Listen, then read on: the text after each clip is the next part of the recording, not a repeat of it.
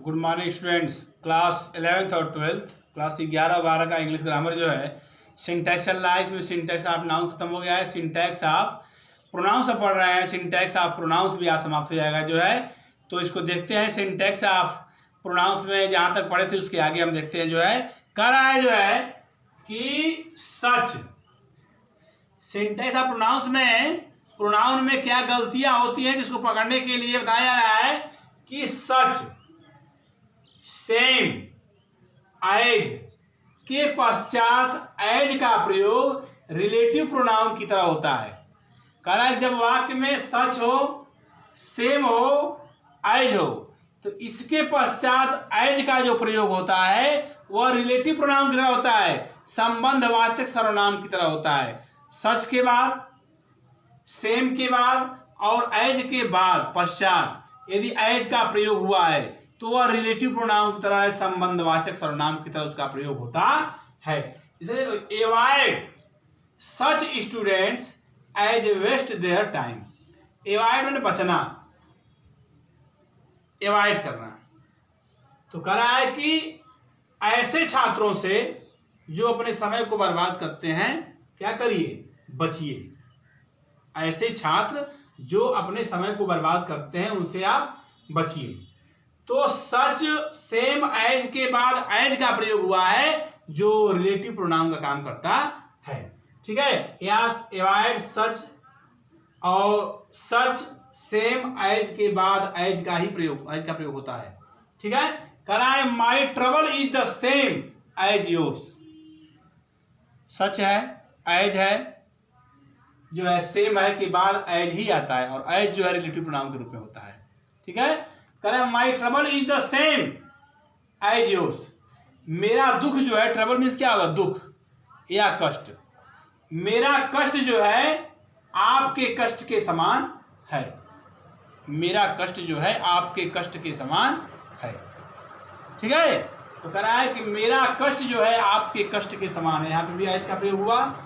अगला है कि he is such a man.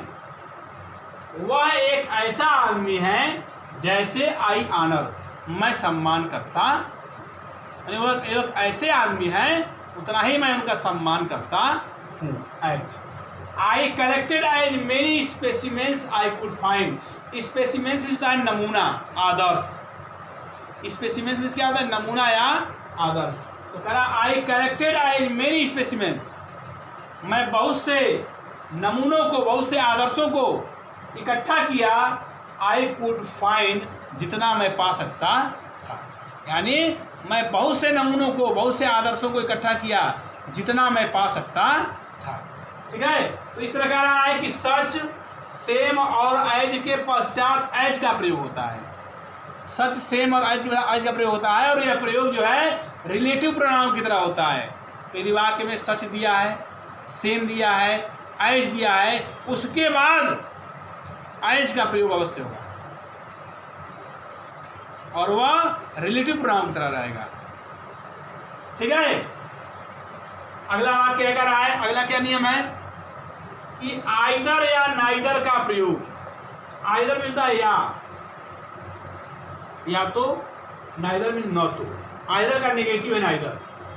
Either positive शब्द है और नाइदर क्या है, नेगेटिव शब्द है। तो कह रहा है कि आइदर या नाइदर का प्रयोग डिस्ट्रीब्यूटिव प्रोनाउंस यानी विभाग सूचक सर्वनाम की तरह होता है।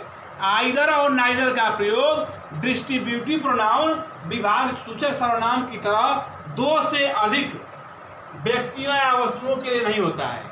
कह रहा है कि आइदर और नाइदर का प्रयोग डिस्ट्रीब्यूटिव प्रोनाउन जो है विभाग सूचक सर्वनाम की तरह जो है दो से अधिक व्यक्तियों के लिए नहीं होता है।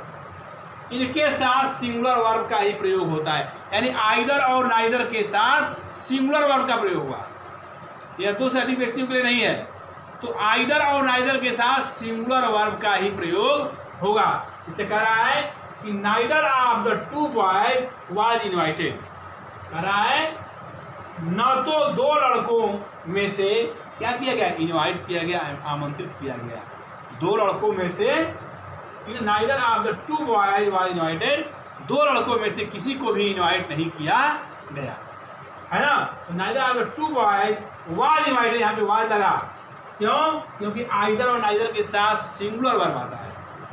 आइदर और नाइदर के साथ क्या आएगा? सिंगुलर वर्ब का प्रयोग होगा, ठीक है। तो आइदर और नाइदर के साथ सिंगुलर वर्ब का प्रयोग होगा। आइदर पॉजिटिव है और नाइदर क्या है? नेगेटिव है। कह रहा है कि neither of the two boys was invited, दो लड़कों में से किसी को भी आमंत्रित नहीं किया गया। Either of the roads leads to the police station. अब देखिए लीड, LEAD, लीड मीन्स क्या है? मार्गदर्शन करना। लीड मीन्स क्या होता है? मार्गदर्शन करना, रास्ता दिखाना, ठीक है।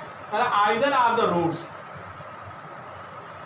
या तो ये सड़कें जो है पुलिस स्टेशन को जाती हैं। आइदर, या तो ये सड़कें जो है पुलिस स्टेशन को जाती हैं।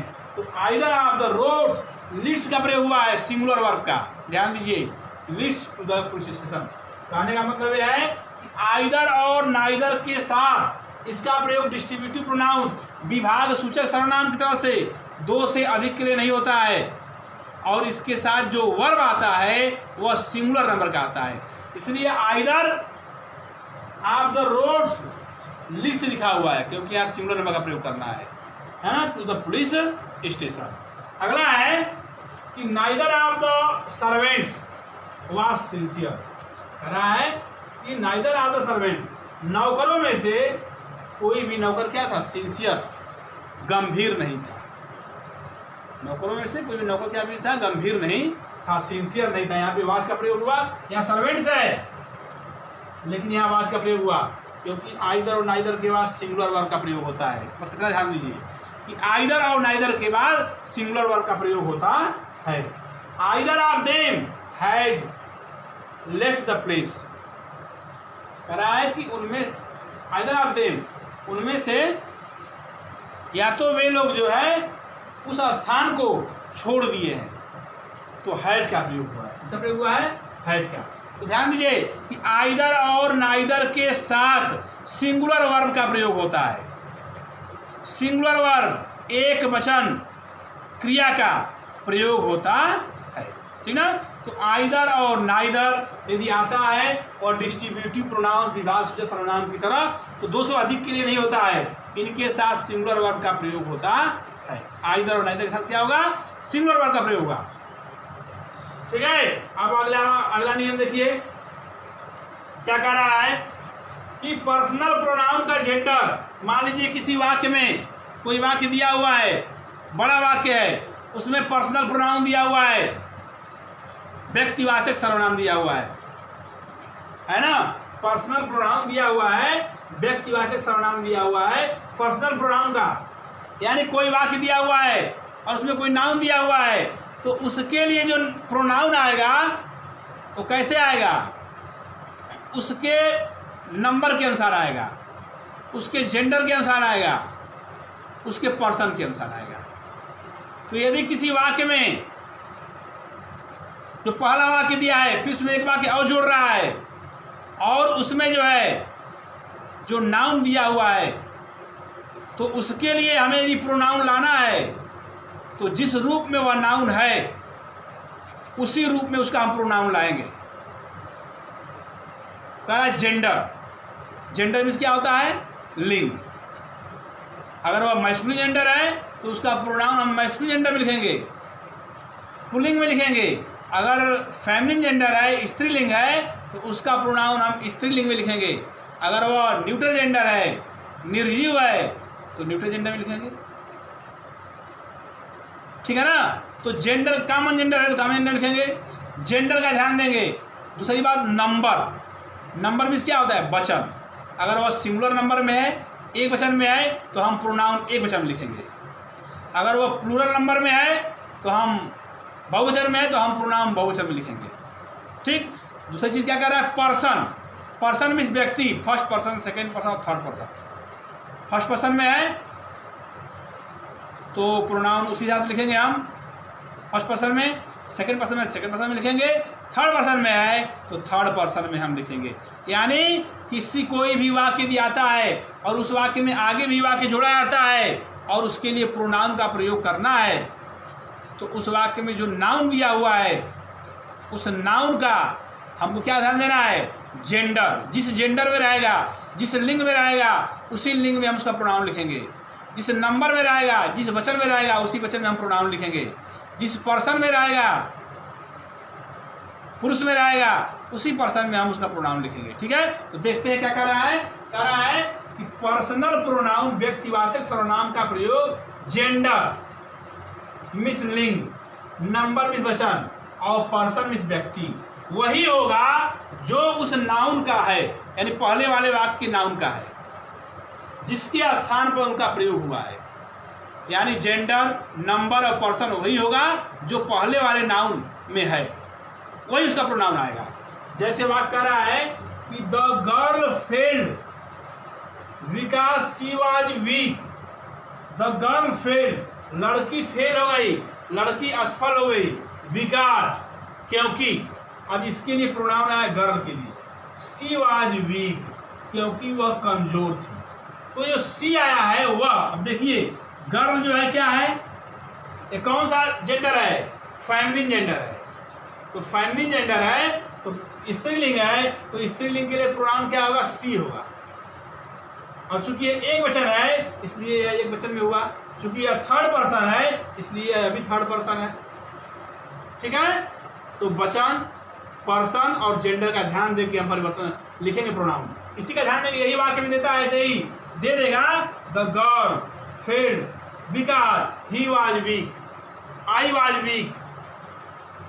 तो इसको ध्यान देना होगा कि भाई आई वाले दे देंगे, आई वाज वीक, आई क्यों होगा, नहीं होगा ना, क्योंकि जो है गर्ल जो है एक वचन है, सिंगुलर नंबर है, यह फेमिनिन जेंडर है और यह जो है थर्ड पर्सन है। तो थर्ड पर्सन का प्रोनाउन थर्ड पर्सन आएगा सी, सी वाज वीक। अगला है द बॉय पास्ड, लड़का पास हो गया, बिकॉज़ क्योंकि ही वर्कड हार्ड, उसने कठोर परिश्रम किया। देखिए यहाँ पे ही आया, यहाँ पे क्या आया, ही आया। तो द बॉय पास्ड, लड़का पास हो गया, बिकॉज़ क्योंकि ही वर्कड हार्ड, उसने कठोर परिश्रम किया। तो बॉय मीन्स लड़का, ये जेंडर कौन है, मैस्कुलिन जेंडर है, मैस्कुलिन जेंडर है, वचन कौन है, एक वचन है, पर्सन कौन है, थर्ड पर्सन है। तो इसका प्रोनाउन क्या होगा, बॉय का प्रोनाउन क्या होगा, सर्वनाम क्या होगा, ही होगा। क्या होगा, क्योंकि मैस्कुलिन जेंडर है तो ही यहाँ पे आया, ही वर्कड हार्ड। ऐसे ही वाक्य देता है the boy passed because I worked hard, ये गलत हो जाएगा, आई, ही वर्कड हार्ड। ठीक है, अगला वाक्य देखिए, remove the chair, remove means हटाना, रिमूव मीन्स हटाना, कुर्सी को हटा दो, रिमूव द चेयर, कुर्सी को हटा दो, बिकॉज़ क्योंकि इट इज ब्रोकन, क्योंकि यह टूट गया है। अब देखिए यहाँ पे प्रोनाउन इट आया है, क्यों इट आया समझिए, क्योंकि चेयर जो है यह क्या है, निर्जीव है। चेयर क्या है, निर्जीव है, न्यूट्रल जेंडर है। और किसी निर्जीव के लिए हम प्रोनाउन क्या लाते हैं, इट लाते हैं। किसी निर्जीव के प्रोनाउन क्या लाते हैं, इट लाते हैं। इसलिए चेयर के लिए प्रोनाउन क्या आ गया, इट आ गया, है ना, कि रिमूव द चेयर, कुर्सी हटाओ, बिकॉज़ क्योंकि इट इज ब्रोकन, या टूट गया है। तो जो पीछे वाला जो नाउन है इसका ध्यान देना है कि वह मैस्कुलिन जेंडर है कि फेमिनिन जेंडर है कि न्यूट्रल जेंडर है, एक वचन है कि बहुवचन है, पर्सन फर्स्ट पर्सन है कि सेकंड पर्सन थर्ड पर्सन है। क्योंकि ये थर्ड पर्सन है चेयर, तो यहाँ पे इट आ गया। ठीक है, इट इज ब्रोकन। अब देखिए, I have lost the pen, मैं पेन खो चुका हूँ। I have lost the pen, मैं पेन खो चुका हूँ। इट वॉज वेरी कॉस्टली, वह बहुत ही कीमती था। तो यह वह किसके लिए आया है, या यह बहुत कीमती था, ये किसके लिए आया, पेन के लिए आया। तो पेन का प्रोनाउन क्या होगा, पेन निर्जीव है तो निर्जीव का प्रोनाउन क्या होगा, इट होगा। तो यहाँ पे इट आएगा, ठीक ना। तो इस तरह जो है कभी भी कोई वाक्य देता है तो उस वाक्य को, नाउन को हम ध्यान देते हैं कि यह नाउन किस जेंडर में है, किस नंबर में है, किस पर्सन में है, उसी के अनुसार हम उसका प्रोनाउन आगे लिखते हैं। और वाक्य में वही प्रोनाउन गलत लिखा होता है और उसको ढूंढ के देखना होता है कि इसका प्रोनाउन क्या होगा, और तब उसको जो क्या करना होता है, जो है लिखना होता है। ठीक है ना। तो ये हो गया दूसरा नियम। अगला नियम क्या है कि वन के साथ पजेसिव केस में वंस आता है। अगर वाक्य में वन दिया हुआ है तो उसके साथ अगर पजेसिव केस लगा हुआ है तो वंस आता है। वन के साथ पॉजिटिव केस में वंस आता है, वन के साथ हिज का प्रयोग अशुद्ध होता है। वन के साथ पॉजिटिव केस में वंस आता है, वन के साथ पॉजिटिव केस में हिज का प्रयोग क्या होता है, अशुद्ध होता है। जैसे one must do once duty, एक व्यक्ति को एक के कर्तव्य का पालन करना चाहिए। एक व्यक्ति को अपने कर्तव्यों का क्या करना चाहिए, पालन करना चाहिए। ये वाक्य सही है आपका, one must do once duty, क्योंकि वन के साथ कभी पॉजिटिव केस वंस आता है, ये करेक्ट है। आगे लिखा है one must do his duty, ये वाक्य इनकरेक्ट है, क्योंकि इसमें हिज लिखा है और वन के साथ कभी भी हिज नहीं आएगा, वन के साथ कभी भी वंस आएगा। ये वाक्य बहुत इंपॉर्टेंट है, कई बार पूछा गया है आपके यूपी बोर्ड की परीक्षा में, ये क्वेश्चन कई बार पूछा गया है, ठीक है ना। इसमें हिज नहीं होगा, one must do once duty, कभी भी वन मस्ट अगर लगा है तो उसके साथ पॉजिटिव केस में क्या होगा, वंस होगा, हिज नहीं होगा, ये सही माना जाएगा। ठीक है, अगला नियम देखिए, कह रहा है ईच अदर का प्रयोग दो व्यक्तियों या दो वस्तुओं के लिए होता है। दो लोगों के लिए, दो व्यक्तियों के लिए, दो वस्तुओं के लिए हम ईच अदर का प्रयोग करते हैं। दो व्यक्तियों या दो वस्तुओं के लिए हम ईच अदर का प्रयोग करते हैं, और दो से अधिक अगर है तो वन एन अदर का प्रयोग करते हैं। दो व्यक्तियों या दो वस्तुओं के लिए हम ईच अदर का प्रयोग करते हैं, और दो से अधिक के लिए, दो व्यक्तियों या दो वस्तुओं से अधिक के लिए वन एन अदर का प्रयोग करते हैं। ठीक है, जैसे करा है कि ईच अदर का प्रयोग दो व्यक्तियों या दो वस्तुओं के लिए होता है, तथा वन एन अदर का प्रयोग दो से अधिक के लिए होता है। कह रहा Ram and Mohan love each other, Ram और मोहन एक दूसरे से प्यार करते हैं। तो राम और मोहन दो व्यक्ति हैं, तो दो व्यक्ति के लिए क्या आ गया, ईच अदर। दो व्यक्ति के लिए क्या आ गया, each other. Ram and Mohan love each other. अगला वाक्य है कि Mohan Sohan and Govind love one and other. देखिए मोहन, सोहन एंड गोविंद, मोहन, सोहन एंड गोविंद, तीन लोग हैं। तो जब दो से अधिक हो गए तो हम किसका प्रयोग करेंगे, वन एंड अदर का प्रयोग करते हैं। ठीक है ना। तो इस तरह जो है ये आपका रहा जो है सिंटैक्स ऑफ प्रोनाउंस समाप्त हो गया। सिंटैक्स ऑफ प्रोनाउंस में कितने जो अभी पढ़ाए हम जो है 3-4 दिन जो पढ़ाए हैं सिंटैक्स ऑफ प्रोनाउंस, ये करेक्शन यही है, यही चीज़ को पकड़ना होता है कि सिंटैक्स ऑफ प्रोनाउंस में क्या होना चाहिए, ये इसका है। हमने कहा ये सिंटैक्स जो है बहुत लंबा टॉपिक है, एक तरह से पूरा ग्रामर, पूरे ग्रामर का हर पोर्शन के बारे में देता है इसमें कि कहाँ जो है गलतियाँ होती हैं, कैसे इसको आप पकड़ेंगे। तो ये बहुत लंबा टॉपिक है, कम से कम ये 1 महीना क्लास चलेगा ये सिंटैक्स वाला, मान चलिए। ठीक है, और इंटरमीडिएट ग्रामर में 3 ही 4 चैप्टर है जो आपको पढ़ना है, बाकी तो सिनोनिम्स है, अंटोनिम्स है ना, होमोफोन्स है, ये सब रटने वाली चीज़ है। समझने वाली चीज़ क्या है आपको, सिंथेसिस, ट्रांसफॉर्मेशन और सिंटैक्स। सिंटैक्स आप पढ़ रहे हैं जो है, ठीक है ना, और तीनों टॉपिक बहुत लंबा लंबा है। ठीक है, तो इसके बाद अगले वीडियो में हम आगे जो है पढ़ेंगे। सिंटैक्स ऑफ प्रोनाउंस समाप्त हो गया।